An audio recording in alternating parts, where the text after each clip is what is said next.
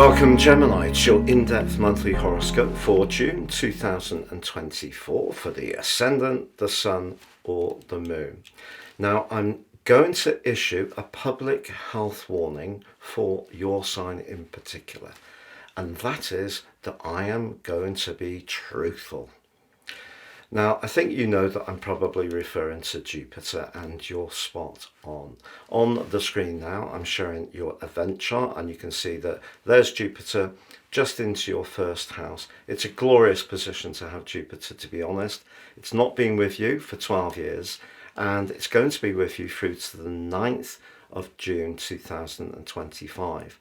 Let's think about the archetype of Jupiter. It's about growth, optimism, luck, good fortune. It can be about self-assurance, but it can also be about exaggeration and sometimes having our expectations a little bit too high. But the other thing we need to remember is that your sign is the host for Jupiter, and Jupiter is not at its best in Gemini. It's detrimented. So we just need to just moderate our expectations a little bit. That doesn't change the fact that Jupiter forges a quite sensational link to Pluto. For the first time in over 220 years, Pluto retrograde in Aquarius, but they're very close to a perfect trine at the start of this month. That becomes exact on the 3rd, and it can be life-changing, particularly if you're born right at the start of Gemini. So if you're through the first 4 or 5 days of Gemini, this is particularly exciting. The reason that I've been a little bit cryptic and cheeky there is that I do feel that you could read or watch other material which tells you that everything is going to be absolutely unbelievably perfect. And unfortunately, Jupiter can flatter to deceive. And also, as we go into this new month, Venus, the planet of charm, is very, very close to the Sun in your sign. In fact, for the first 2 weeks, they are within 3 degrees. And that does give you an admirable set of planetary assets to work with, and they're joined on the 3rd by your ruler Mercury. Mercury combines with Jupiter. That's a wonderful alliance. This is all amazing stuff. We also have a fantastic new moon in your sign on the 6th. Again, very, very close to Venus. We've had so many challenging lunations over the last few years, usually involving Uranus, to have a much more on the surface very edifying and pleasant and charming combination of the 2 planets of fortune being in your sign. That's great, but we've got to remember the first house where they occur is about essentially beginnings. It's almost like the ascendant. It's the start of the journey, not necessarily the culmination. The culmination part of your situation is the sign of Taurus. And as we begin this month, that's where your ruler is. In fact, it's very close to Uranus.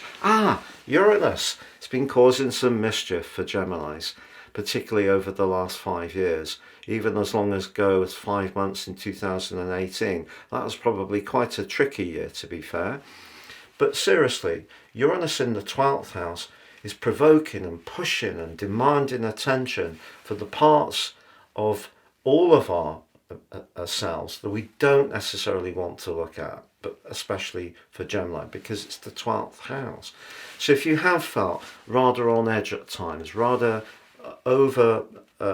overloaded with cortisol, it's been difficult to relax, to sleep, to switch off, or to identify whatever it is that's just nagging away at your peace of mind, that's Uranus.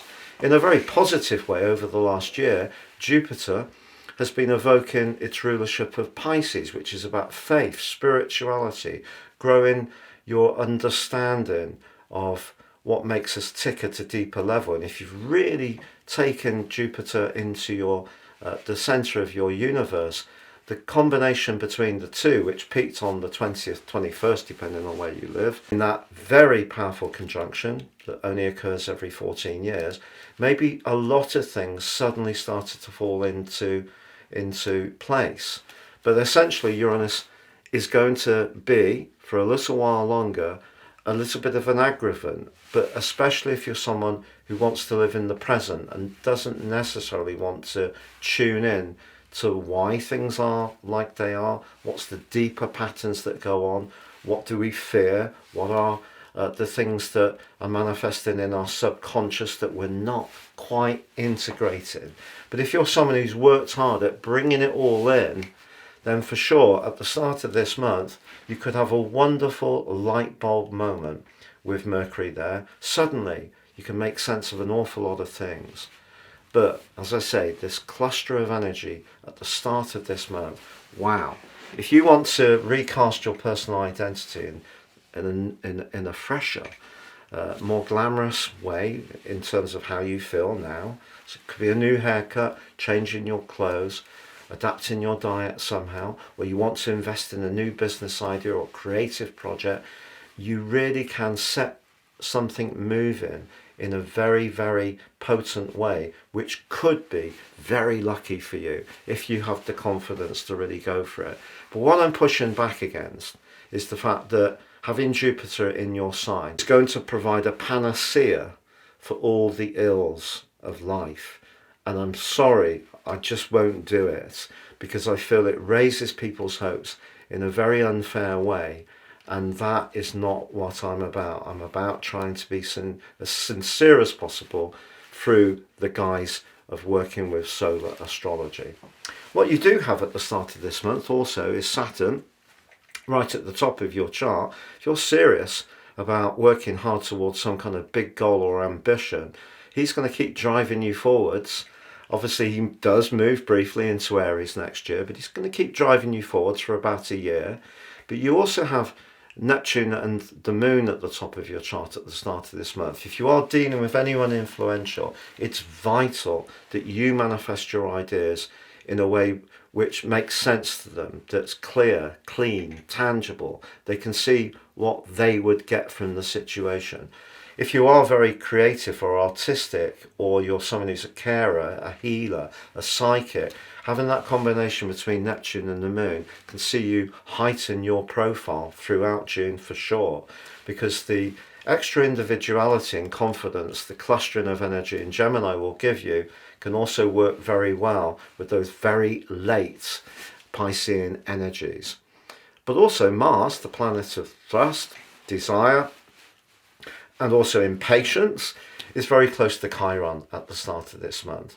If there is something in your nature that you're not feeling totally at peace with how you're perceived by others, particularly in community or friendship or group situations, Mars is saying, look, if there are some tender things there, try not to overreact if a challenge comes up. Stay cool.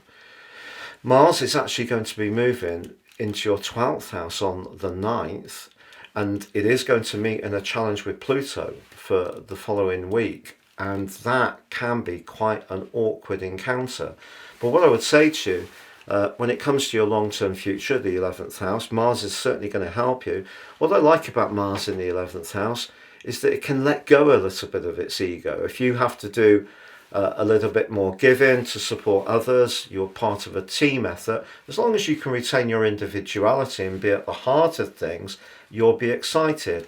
If you're not, you might lose interest, because having all these planets in your sign at the start of this month is certainly a time for you to shine. You can sparkle, you can be amazing, but you also need to work at it. And Jupiter can trick us into thinking that everything will land in our laps without too much effort on our parts. So if you can roll your sleeves up over the next year, particularly around your creative pursuits, or you want to bring some new exciting moments into your romantic equation, recasting yourself and really believing in who you are and your personal identity can definitely pay off for you. It really can. So let's just wind back then to the start of the month. Your ruler Mercury moves on the 3rd into your sign. Celebrate it. Connects to Jupiter. Celebrate it. If you've got an idea, someone can really be interested. In fact, someone can really be interested in your ideas for the first 2 weeks of this month. The new moon on the 6th, because it's very close to Venus, suggests your personal appeal will be very irresistible.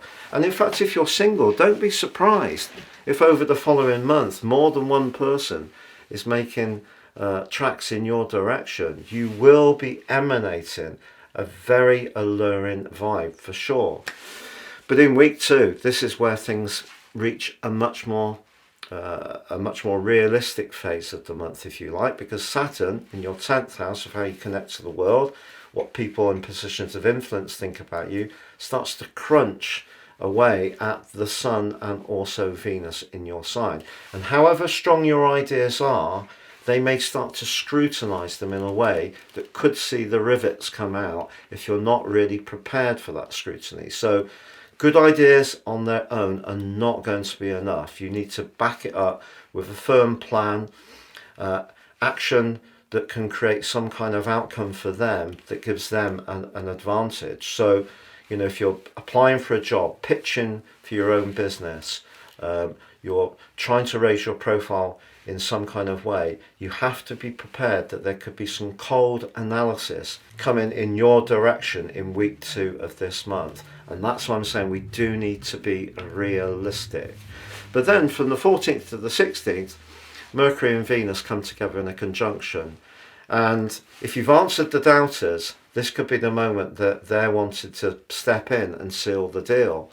But then on the 17th, we have the Sun starts to square up with Neptune. So the Sun in your sign gets into a shimmering right angle with Neptune. If you are speaking to anyone and you know there are some scrutinizing questions, don't be evasive. If you're not sure, say I'm not sure. Don't try to pull the proverbial wool over anyone's eyes. If you're trying to promote something, be truthful about it as well. However, the 17th also sees Venus and Mercury, your ruler, into your 2nd house. So this could be a time when you start to see the benefits of what you've been propagating earlier in the month. The 20th, we have the summer solstice. This ushers in cardinal quadrant 2, an incredibly important event in the whole astrological year, because Western tropical astrology is based on the seasons. So when we have the spring equinox, that's the start of the astrological year, 13-week backdrop. When we have the summer solstice, 13-week backdrop. And it's the 13-week backdrop which could see you improve your finances. I will definitely say that. But just be aware, there is an immediate challenge on the 20th when there's a full moon, with the moon in opposition to the Sun in the business-like sign of Capricorn. So if you're wanting to get something financially straight, just be aware that Neptune is T-squaring those two influences, and therefore also Venus and Mercury. So what I feel is going to shake out from the creativity and the passion and the personality and the persuasion that you can definitely show at the start of this month is if you can stand the scrutiny of some important people who are going to be checking you out as the month goes on, you may get something of what you want, but you may not get everything of what you want, or something that's offered may have some kind of catch that you can't see, because with Neptune we are often talking about deception. And also Saturn goes into a retrograde on the 29th, so your business or professional hopes may go through a slowing down period through to the middle of November. It doesn't mean to say that things are going to fall apart.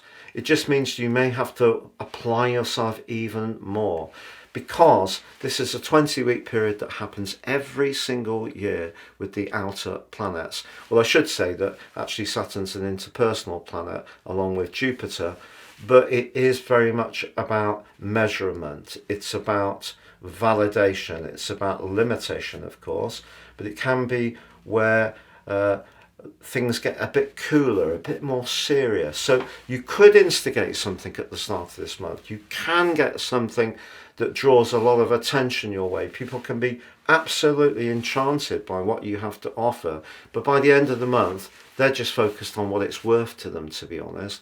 And that might actually be important to you as well, particularly if you're not totally focused on just being artistic, creative, or pursuing a hobby or pursuing your love life. all those things that Gemini energy is really strong at, you know, the quick, sparkly, effervescent interactions which you just feel so at ease with. By the end of this month, it's all about, what about the money, stupid? And that's why I said at the start of this forecast, please note the public health warning that I am going to be truthful. But that truth comes with a genuine sincerity. And I will just tell you that in my draconic astrology, which moves the North Node to 0 degrees Aries, the vernal point, it takes my Mercury to 0 degrees Gemini, and it takes my Sun to 28 degrees Gemini. So in terms of the energy that I join this planet with, that soul or karmic energy, I'm very Gemini-like. I also have both the Sun and Mercury in the 3rd house in my natal chart, very Gemini. So this forecast is very apt for me too in terms of my draconic astrology. If you want to know more about draconic astrology, please see the link beneath this video. You can check out my special package. It really is gripping. Understand the karma of your life as you entered this world. But lots of lovely stuff. And if you are arty, creative, you know, you have flair, you want to showcase your amazing individuality, you want to woo people with the power of your personality, this is a fantastic, awesome month. But you have to be aware Jupiter isn't at its best in your sign, and that Saturn is going to provide challenges. And it's important to understand that we live in a complex world that's changing fast, and not many of us have much control over it.